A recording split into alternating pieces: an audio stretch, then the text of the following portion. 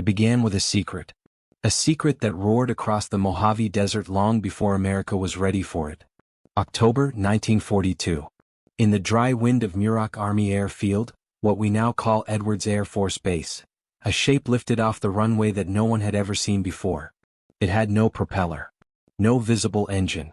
Just a smooth nose and swept wings that sliced the air in silence before the jet roar caught up. For a few fleeting seconds it looked like the future. The first American jet fighter, the Bell P-59 Airacomet. But the dream didn't last. It was slower than propeller planes. It burned through fuel like a furnace. And by the time it was finished it was already obsolete. Still, what began as a failure would ignite the age of American jet aviation, shaping everything from the F-80 Shooting Star to the legendary F-86 Sabre. Because sometimes history moves forward not through victory, but through the courage to fail first. If you love stories that uncover the forgotten moments that changed our world, subscribe and stay with us. What you're about to hear is the story of a secret machine that was never meant to win, only to start the race. The sky above California in 1942 was a quiet battlefield of ideas. America had just entered the Second World War. The Pacific was burning. Europe was tearing itself apart. Every nation was racing to build faster, deadlier, more advanced machines of war. Across the Atlantic, the Germans had stunned the world. Their Messerschmitt Me 262, the world's first operational jet, had broken the rules of speed. Pilots described it as flying lightning. Nothing America had could match it. And yet, in a hangar in Buffalo, New York, a small company named Bell Aircraft was already trying. Their founder, Larry Bell, was an engineer with a restless mind. He wasn't the biggest name in aviation, not like Boeing or Lockheed, but he had something they didn't: a willingness to risk everything on the unproven. The project began under a code name, XP-59. To most people at the plant it didn't exist. Only a handful of engineers, guarded by armed MPs, were allowed to see the blueprints. The War Department called it Project X. The concept was simple. Build a fighter that didn't need a propeller. Let pure jet thrust propel it faster than any piston engine ever could. But nothing about it was simple. Jet engines were barely more than experiments. The British had been working on them since the late 1930s, thanks to a man named Frank Whittle. His design finally convinced the Royal Air Force to take a chance. When the US joined the war, Britain shared its secret, a small centrifugal flow turbojet called the Whittle W.1. The Americans copied it under license, renaming it the General Electric IA. But there was one problem: nobody knew how to build an airplane around it. Bell said they could. By summer 1941, Bell's engineers began shaping aluminum around the unknown. They placed two jet engines low in the fuselage beneath the wings, side by side like lungs. The cockpit sat high, almost proud, above them. On paper it looked futuristic. In the air it would be something else entirely. There was one catch. To keep the project secret, Bell disguised it as a new version of their propeller-driven P-59 Airacomet. They even attached a dummy propeller to the nose so that anyone glimpsing the test aircraft would think it was just another standard fighter. The deception was so complete that when the plane arrived at Muroc for testing, most airmen on base didn't know what they were looking at. Some thought it was a transport prototype.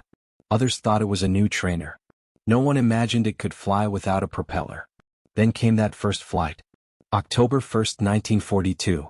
Test pilot Robert Stanley climbed into the cockpit, taxied down the dusty runway, and eased the throttles forward. The engines, two small screaming turbines, spooled up with a strange, otherworldly whine. The P-59 began to roll. The dummy propeller didn't move. Dust lifted behind the wheels. Then at 80 knots, the desert blurred, the sound deepened, and the Airacomet rose. For a moment, the earth fell silent. America had just joined the jet age.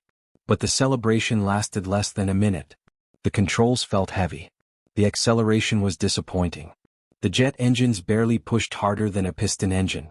When Stanley landed, the team cheered, but in his report he wrote only one line that mattered: "It flies, but not like a fighter." It was the beginning of a long, painful learning curve. Over the next months, Bell built 13 XP-59 prototypes.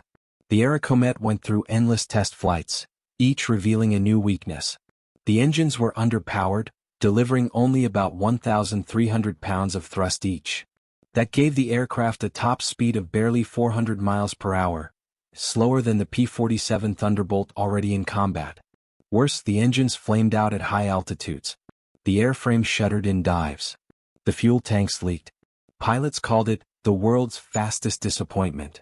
Yet the military kept going. The Army Air Forces didn't need the Airacomet to fight. They needed it to teach them how to build jets. Every flight, every failure was data, fuel for the future. By mid-1943, a handful of the planes were delivered to test squadrons. Pilots who flew them came back with the same story: it was stable, gentle, and hopelessly slow. When compared to the British Gloster Meteor or the German Me-262, the Airacomet looked like a relic. But for American engineers, it was gold. They learned that jet engines required cleaner air intakes, stronger materials, and completely different cooling systems. They learned how high-speed airflow twisted a wing, how jet exhaust scorched the tail, how throttle response lagged like a stubborn machine waking from sleep. Every problem solved became a building block. Still, there was frustration. The war was moving fast and the Airacomet wasn't. Some within the Army wanted to cancel it. But others, like General Henry Hap Arnold, the visionary commander of the U.S. Army Air Forces, saw further ahead. He had personally pushed for the jet project after visiting England and seeing the Whittle engine. Arnold believed the U.S. couldn't afford to wait until the war ended to start learning. So he protected the P-59. Under his direction, Bell delivered the production version, designated P-59A. 66 units were ordered, though only a few would ever fly regularly. They were shipped to bases in California and New Mexico, used for training and research. Among the first pilots to test them were men who would later become legends of the jet age. They discovered the quirks of turbine flight, the delay between throttle and thrust, the smooth silence of spinning fans instead of roaring pistons, the eerie glide when power cut out. For the first time, an American pilot could feel the future under his hands. But it came at a price. The Airacomet was a strange teacher. It punished impatience. Pushed the throttle too fast and the engine choked. Fly too high and it starved of air. In turbulence, the twin jets could flame out simultaneously, leaving the pilot gliding dead stick in silence. Many test flights ended in emergency landings. A few ended worse. Yet no one forgot the feeling of that smooth, propellerless flight, the clean thrust of the unknown. By 1944, the P-59 had outlived its usefulness. The Army Air Forces quietly retired it from combat plans. No Airacomets ever fired a shot in war. But the lessons they taught, those stayed. General Electric redesigned their engines into the I-40, producing nearly twice the thrust. Lockheed took those engines and built an entirely new aircraft around them, the P-80 Shooting Star. The P-80 became the first truly operational American jet fighter, entering service just as the war ended. It would fly combat missions in Korea and set world speed records. Its successor, the swept-wing F-86 Sabre, would go on to define aerial combat in the jet age. Every one of those aircraft traced its lineage back to the P-59's dusty takeoff in the Mojave Desert. The Airacomet had failed spectacularly, but in doing so, it had succeeded completely. And that's the paradox of progress. Sometimes the first step forward feels like a step backward. The men who built and flew the P-59 understood that. They were pioneers in a world that didn't yet exist. Every malfunction, every crash, every sleepless night inside a drafty hangar was part of something larger. A belief that speed, power, and flight itself could be reinvented. When engineers looked at the Airacomet, they didn't see failure. They saw data.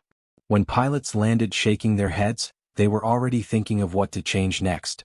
That mindset, the refusal to quit after the first wrong answer, is what turned America from a latecomer to a leader in jet aviation within just a few years. But behind the progress was another story, one less told. The story of how secrecy, rivalry, and sheer desperation pushed engineers to the brink. How a handful of men risked their reputations on a machine no one believed in. And how that machine, despite everything, would ignite a revolution that still defines the sky today. Inside Bell's factory in Buffalo, the sound was unlike any other place in wartime America. Not the roar of production lines stamping out thousands of bombers or fighters, but a strange, restless hum. A handful of engineers huddled around engines that screamed like banshees when they ran. Sparks jumped from metal. The air smelled of oil, ozone, and burning paint. These were not the men building weapons for today. They were building questions for tomorrow. Each day brought a new problem no textbook could answer. Jet engines vibrated themselves apart. Bearings melted. Fuel pumps seized. No one had ever asked metal to spin this fast before. And in that chaos, a kind of fever took hold, an obsession that blurred the line between invention and madness. Some nights, the engineers would step outside the factory after midnight and stare at the stars. The war was raging across the oceans, and yet their world was this small patch of New York, glowing orange with heat from furnaces and test stands. They knew the work they were doing might never be celebrated, might never even be seen. But they also knew that someday someone would take what they built and make it fly as it was meant to. Among them was a young test engineer named Jack Williams. He had been a daredevil pilot before joining Bell, one of the few who could coax the Airacomet into the air and bring it back in one piece. He wasn't just a pilot, he was part scientist, part gambler. The kind of man who could sit in a cockpit with twin and proven jet engines behind his back and still crack a joke before takeoff. To him, the Airacomet was not a disappointment. It was a challenge. He called it a stubborn bird. It demanded finesse. It punished impatience. And it rewarded only precision. Every flight he made was a dialogue with the unknown. He would take off, feel the sluggish acceleration, watch the gauges tremble, and sense the vibration in the seat as the turbines strained. He learned the rhythm of the lag between throttle and thrust, the slow, breathless pause before the engines caught up. It was unlike any airplane he had ever flown, but somewhere in that new rhythm he could sense the future. And when he landed, covered in sweat and dust, he always said the same thing: "It'll work. We just have to figure out how." Meanwhile, far away in Europe, the future was already fighting. The German Me-262 had entered combat. Allied pilots called it the jet menace. It could outrun anything they had. The only way to shoot one down was to catch it during takeoff or landing when it was slow and vulnerable. Reports of the Me-262 reached Washington like thunder on the horizon. American generals knew, if the Nazis could mass-produce that aircraft, they could seize control of the skies. So pressure fell squarely on Bell aircraft. The Airacomet had to evolve, fast. But speed was something it didn't have. Engineers pushed the limits of the General Electric turbines, swapping out materials, changing airflow, even experimenting with new fuels. But no matter what they did, the engines stayed weak. The airframe, designed before anyone truly understood jet aerodynamics, produced too much drag. The P-59 could fly, but it couldn't fight. Still, the Army insisted the tests continue. Each flight gathered data that would help design the next jet. Each malfunction became a lesson. In one flight report, a pilot wrote, "It feels like pushing a car uphill." Another, more hopeful, added, "This is the dawn of something. We just don't know what it looks like yet." That was the truth. The Airacomet wasn't meant to win a war. It was meant to start one, a war against ignorance. The men working on it began to realize they weren't just testing an airplane. They were testing a new language of flight. The old rules, lift, drag, thrust, propeller pitch, didn't apply anymore. Jet power changed everything. Planes could climb higher, fly faster, and yet demanded entirely new materials, new training, even new instincts. To fly a jet, you couldn't feel the pull of a spinning propeller anymore. You couldn't judge speed by the wind over the canopy. Everything came from inside: gauges, instruments, the muted whine of turbines. For the first time, flight was quiet, cold, mechanical. It was the beginning of the modern sky. By early 1944, the Airacomet had become a ghost. It existed in secret bases, flown by test pilots, photographed rarely, and spoken of only in code. On paper, it was a fighter. In truth, it was a flying classroom. When the war ended, most of the P-59s were scrapped. Some were handed to museums, others used as targets for ground crews. But a few remained, their silver skins dull from desert sun, their engines gutted, their purpose fulfilled. The men who had flown them moved on, to Lockheed, to North American Aviation, to the next generation of design labs. They carried with them the scars and the lessons of the P-59. Lockheed's Kelly Johnson, the genius behind the P-38 Lightning, studied Bell's mistakes closely. He saw what worked and what didn't. When he began designing the P-80 Shooting Star, he didn't copy the Airacomet. He corrected it. He placed a single, more powerful jet engine in the fuselage, streamlined the wings, cut the drag in half. The Shooting Star flew like its name promised. It became the first truly successful American jet, capable of matching Europe's best. The pilots who climbed into it felt the future in their bones, clean thrust, pure acceleration, a sky that no longer felt like an enemy but a frontier. And yet, in the quiet corners of airfields, when those same pilots met the men who had flown the P-59, they always said the same thing: without you we wouldn't have this. Because the Airacomet's failure had written the manual for every success that came after. It taught engineers to respect heat, airflow, lag, and torque. It taught pilots to trust instruments over instinct. It taught commanders that progress required patience, that sometimes, the only way to learn to fly was to fall. Looking back, it's easy to dismiss the P-59 as a footnote, a technical curiosity, an evolutionary dead end. But that would miss the truth. History isn't written by what works. It's written by what makes us change course. The Airacomet changed everything. In the years that followed, American jets would streak across Korea, dominate the Cold War skies, and push into the supersonic age. But each of them carried the ghost of that first jet from Buffalo, the one that rose too slowly, fell too soon, and refused to be forgotten. Sometimes, progress doesn't announce itself with triumph. Sometimes, it whispers through failure, waiting for those brave enough to listen. And on that October day in 1942, when the desert shook with the sound of a new kind of flight, America heard that whisper for the first time. It said, "This is only the beginning." The beginning was not just mechanical, it was philosophical. Because what the P-59 truly exposed wasn't an engineering flaw, was a human one. America, for all its industrial might, had been built on the myth of the present. The idea that the best machine was the one that worked now. The Airacomet was a challenge to that idea. It wasn't made to win today's battles. It was a promise to the future. And for a nation at war, that was a dangerous kind of faith. In Washington, many questioned why precious steel and manpower were being wasted on a jet that couldn't fight. Factories were already working day and night building thousands of Mustangs, Thunderbolts, and flying fortresses, aircraft that actually turned the tide of war. The Airacomet was none of those things. It was a riddle. A glimpse of what might be. And yet, a few voices refused to let it die. Among them was a colonel named Benjamin Kelsey, a visionary who had helped push the original contract through. Kelsey believed the P-59's failure wasn't a setback, but a mirror showing America what it still didn't understand. He wrote in a memo that survived long after the war, "The P-59 is not a disappointment. It is a teacher. It is the first of its kind, and that alone makes it invaluable." Kelsey's quiet defense kept the jet alive long enough to shape minds. And those minds would soon define the new century. When the war finally ended in 1945, the world exhaled, but aviation did not rest. The jet age had arrived like a storm. Nations that had bled themselves dry were suddenly racing again, not for survival but for dominance of the air itself. America's factories, once dedicated to bombers, began sketching shapes that no longer had propellers. Sleek, needle-nosed designs that looked more like arrows than airplanes. And in every design lab, someone had a P-59 manual open on the desk. The lessons were written in grease and failure. Don't mount the engines side by side.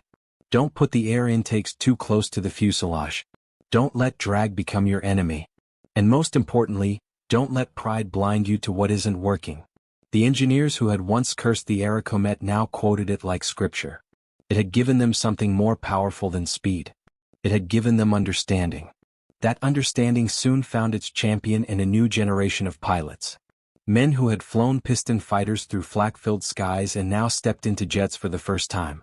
They described it as stepping from chaos into silence.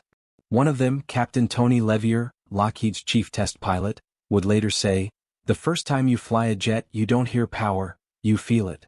It's smooth, relentless, like gravity in reverse." Levier had trained on data that came straight from the Airacomet program. He knew what not to do, where to push, and when to let the machine breathe. In that sense, the P-59 was in the cockpit with him, invisible but present. And when his P-80 shooting star lifted off the runway for the first time, he carried with him the memory of every broken turbine, every aborted takeoff, every engineer who had refused to give up. That's how progress really works, layer by layer, failure by failure, until one day the dream finally holds. The early jets were dangerous beasts. They devoured fuel, overheated, and often tore themselves apart midair. Yet they also seduced the imagination. They were faster, sleeker, cleaner. They looked like the future, and for the first time the future seemed reachable. In that post-war glow, America's aviation industry transformed overnight. Bell, though haunted by its missteps, kept experimenting. They built the X-1, the rocket plane that would soon shatter the sound barrier. The man who would fly it, Chuck Yeager, would call the Airacomet the first stepping stone to that triumph. Even Lockheed's engineers admitted it. Without Bell, one of them said, we'd still be guessing. But the Airacomet's story didn't end with technology. It also changed the culture of flight. Before the P-59, American pilots trusted their instincts above all. They flew by feel, by the sound of the engine, by the vibration of the airframe, by the pull of G-forces. Jet flight erased all that. The turbines didn't talk to you. They whispered. Instruments became your only voice in the void. It required a new kind of discipline, a new kind of patience. Older pilots hated it at first. They called jets soulless, cold machines that had no heart. They missed the growl of a piston engine, the smell of burning oil, the sense that you were wrestling the sky with your own hands. But the younger ones, they felt something different. They saw purity in the silence, elegance in the speed. The Airacomet had shown them that flight could be art again. And so, the new era of aviation wasn't just about power. It was about transformation, of pilots, of engineers, of the very idea of what an airplane could be. By 1947, when the first generation of jets filled the hangars, the old guard of propeller planes looked ancient. The world had changed almost overnight. And in the middle of that transformation, forgotten in photographs and dusty archives, sat the Bell P-59 Airacomet, half a museum piece, half a monument to courage. It had failed spectacularly. But in that failure lay the DNA of everything that followed. That's the strange thing about history. We celebrate the machines that win wars, but we forget the ones that make victory possible. The P-59 never shot down an enemy. It never crossed an ocean. It barely broke 400 miles an hour. Yet it carried a nation across a boundary that no bullet could touch, the boundary between imagination and reality.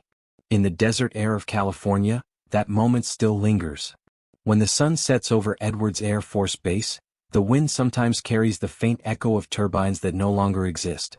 Engineers walking the flight line say they can almost hear it, the soft, uneven hum of the first American jet finding its balance against gravity. It's not loud. It's not fast. But it's there like a heartbeat beneath the sand. And if you listen closely, it still says the same thing it said in 1942. Keep going. Because every triumph starts with something that almost worked. And every invention begins with someone daring to build what doesn't yet make sense. The Airacomet didn't change the world by flying higher or faster. It changed the world simply by taking off at all. The legacy of the Airacomet didn't fade with the passing years. It deepened layer by layer, like the sediment of time covering a fossil that once breathed fire. By the early 1950s, the world had entered a new kind of war, a cold one. This was no longer a conflict of armies clashing on muddy fields. It was a war of speed, altitude, and information. Nations no longer measured dominance by the number of tanks they built, but by how high their pilots could climb and how far their missiles could reach. And in this new world, the Airacomet became a quiet ancestor. Its DNA lived inside every turbine that screamed over Korea. Inside every radar-guided interceptor that rose into the thin air of the Arctic Circle. Inside every sleek silver Sabre that fought in the contrails over the Yalu River. The F-86 Sabre, graceful, deadly, and utterly modern, was born from the very lessons written in the Airacomet's failure. When its swept wings carved across the Korean sky, dueling Soviet-built MiG-15s in battles that looked like sword fights of vapor and sunlight, no one thought about the P-59. Yet it was there, invisibly guiding the evolution of every move. For the first time, America wasn't catching up. It was leading. And it had all begun with that clumsy jet from 1942. But history has a cruel sense of irony. The very progress that the Airacomet unleashed also buried it in obscurity. By the time the 1960s arrived, the P-59 was little more than a curiosity in aviation museums, a relic from an awkward adolescence of technology. Children would stare at it behind ropes, puzzled that something so ordinary-looking could have been called the first. It didn't look revolutionary. It looked slow, plain, forgotten. But the men who had lived through its creation could never see it that way. For them, it represented the birth of courage, the moment America stopped copying and started inventing. Larry Bell didn't live to see the full arc of what his company had started. He died in 1956, long before his engineers watched rockets pierce the atmosphere and satellites circle the Earth. But if he had seen it, he would have understood the connection immediately. The path from the Airacomet to space flight wasn't a straight line, but it was a continuous one. The courage to defy the old rules of flight, the willingness to risk everything on an idea that seemed impossible, those were the same principles that carried America to the edge of space. Every shuttle that launched, every spacecraft that roared beyond the clouds, carried echoes of that first imperfect jet that had once stumbled into the sky. Because the Airacomet's story isn't really about technology at all. It's about vision. It's about the people who can look at a machine that doesn't work and still see what it could become. It's about the belief that the future is built, not discovered. And that belief has always been America's greatest weapon. There's an old photograph, black and white, grainy with age. It shows a row of P-59s lined up on a dry California airstrip, their stubby wings catching the desert light. The men standing beside them are young, sunburned, and weary. You can almost feel the exhaustion in their faces, the weight of secrets they can't share. Most of those men never became famous. Some died in crashes no newspaper ever reported. Others faded into the quiet anonymity of civilian life. But they all shared something that no metal could measure. They had seen the beginning of the future. And they had touched it with their own hands. For them, the Airacomet wasn't a failure. It was a prophecy. In the years that followed, aviation would race past them at a speed they could hardly imagine. Jetliners would cross oceans in hours. Fighters would climb faster than sound. Rockets would leap toward the moon. The future came exactly as they dreamed it, only faster. But one truth never changed. Every one of those leaps began with the same small step that lifted off from Muroc in 1942. In that moment, the future became real. Time has a way of forgiving failure when it recognizes courage. Today, engineers restoring the few remaining P-59s often say that the hardest part isn't repairing the metal, it's remembering the spirit. There are no blueprints for that. Only echoes. When they strip the paint and touch the frame, they find the imperfections, the rushed welds, the misaligned panels, the hand-signed notes etched into the aluminum by workers who never knew they were making history. Each one tells a story of uncertainty and hope. One restorer once said, "You can almost feel them in here. The people who built it, the fear they had, the pride, the urgency." The Airacomet may have been a flawed machine, but it was built by perfect intentions. And perhaps that's why it still matters. Because progress isn't just about speed or performance. It's about the willingness to build something you've never seen before. It's about standing on a runway in the middle of nowhere and saying, "Let's try." When that first American jet took flight, it didn't just lift off the ground. It lifted an entire generation's imagination. Even today, in the era of hypersonic aircraft and reusable rockets, that same courage remains the engine behind every new frontier. The people who build the future rarely see it themselves. They labor in obscurity, make mistakes, and are often forgotten. But their fingerprints are everywhere, in the steel of wings, the hum of turbines, the silence between stars. That's the real legacy of the Airacomet. It reminds us that the path to greatness always begins with imperfection. It teaches us that failure is not the opposite of success, it's its foundation. And it shows us that the sky, for all its vastness, is built from human hands and fragile faith. So the next time you see a jet cut across the clouds, disappearing into the blue, remember the first one. The one that barely flew. The one that almost didn't matter. Because that's the one that made the rest possible. There's a photograph taken at Edwards Air Force Base sometime in the late 1940s. The desert horizon burns white, the air ripples with heat, and in the center of the frame sits the Bell P-59 Airacomet, its paint faded, its canopy open, its tires half sunk into the sand. Around it, the new generation of jets gleam in sunlight.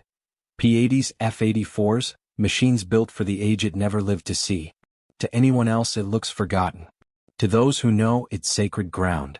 The men who stand near it in that photograph are older now. Some walk with canes, some with medals pinned to worn jackets. They touch the aircraft's wing like it's a relic from another life. They talk quietly about the first time they heard the turbines scream, the first time the earth slipped away beneath them. They remember the fear, the kind that feels like excitement until you realize you might die for what you're about to learn.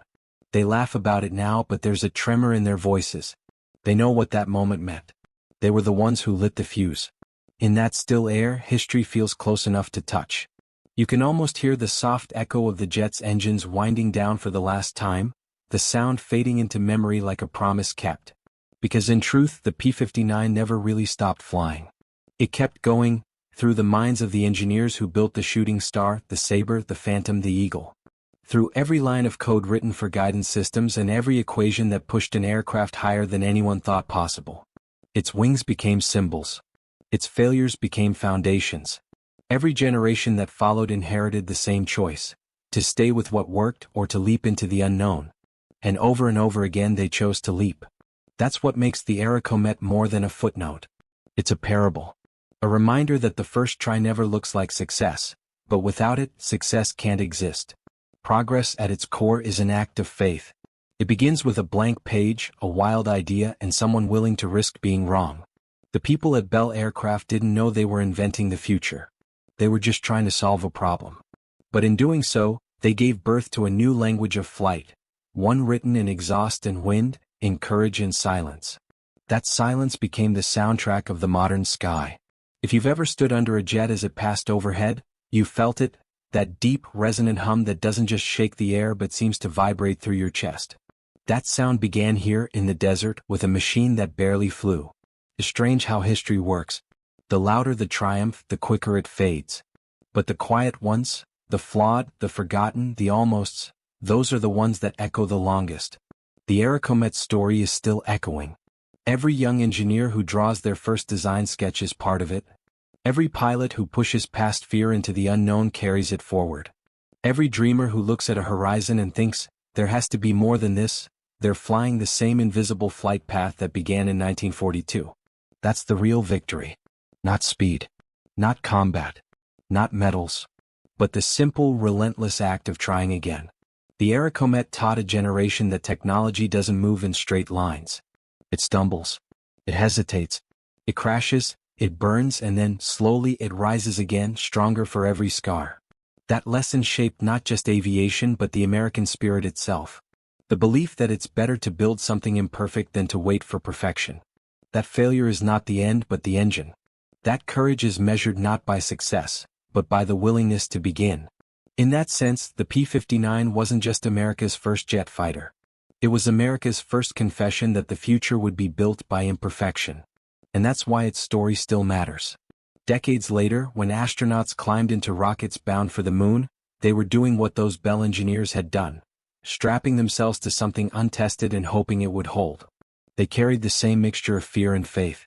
The same trembling excitement that came from knowing that beyond the horizon lay something no human had ever seen. Every leap forward in science, every breakthrough in technology, every daring experiment that begins with the words, "Let's try it anyway," all of it lives in the shadow of that first takeoff. The desert where the Airacomet flew is still there. The wind still blows dust across the dry lake bed. The hangars are bigger now, sleeker, filled with machines that break the sound barrier without effort. But if you walk far enough, you can still find the faint outline of the runway where it all began. And if you close your eyes, you can almost see it. The shimmering heat, the blur of silver rising, the trembling of a world about to change. It climbs uncertainly. The engines strain. The air wavers. For a heartbeat, it seems like it might fall back to earth. But then it doesn't. It holds. And for the first time, America leaves the old sky behind. Because that's what the Airacomet was always meant to do.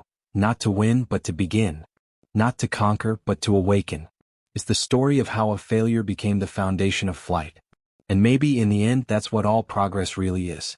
A series of imperfect takeoffs that somehow, impossibly, stay in the air.